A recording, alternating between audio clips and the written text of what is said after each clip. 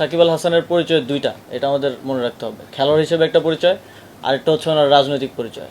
উনি আওয়ামী লীগের প্যানেল থেকে একজন এমপি ইলেকশন করেছিলেন। তো মানুষের মধ্যে তো এই দুইটা নিয়েই মিশ্র প্রতিক্রিয়া আছে।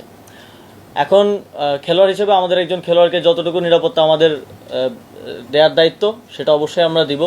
তিনি দেশে আসলে আমরা সেটা দিব। এবং তার নামে যে মামলাটা হয়েছে, হত্যা মামলা, সেটার বিষয়ে আমরা ইতিমধ্যেই বলেছি, ইতিমধ্যেই আইন মন্ত্রণালয়ও বলেছে যে সংশ্লিষ্টতা না থাকলে প্রাথমিকভাবেই নামটা বাদ দেওয়া হবে। কিন্তু ওনার রাজনৈতিক পরিচয়ের কারণে জনগণের মধ্যে যদি ক্ষোভ থাকে, তাহলে মনে করেন আমার নিরাপত্তার জন্য কয়জন, 5জন পুলিশ কনস্টেবল থাকে আর একজন গানম্যান থাকে। আমার উপরে যদি দেশের 16 কোটি জনগণের, লেটসে 10 কোটি জনগণের যদি ক্ষোভ থাকে, তাহলে এই 5-6 জন আমাকে কী নিরাপত্তা দিবে? আমারও তো সেক্ষেত্রে নিরাপত্তার সুযোগ নেই। তো সেক্ষেত্রে জনগণের যদি কোথাও ক্ষোভ থাকে, সেটাকে তো আমাকেই রিডিউস করতে হবে আমার কথা দিয়ে।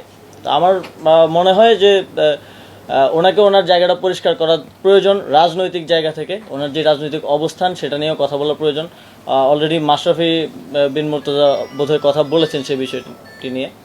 তো জনগণের পক্ষ থেকে যদি নিরাপত্তা ঝুঁকি থাকে, সেটা কেউই কাউকে আসলে দিতে পারবে না। শেখ হাসিনাকেও তো নিরাপত্তা দেওয়া যায়নি, তাকে দেশ ছেড়ে পালাতে হয়েছে।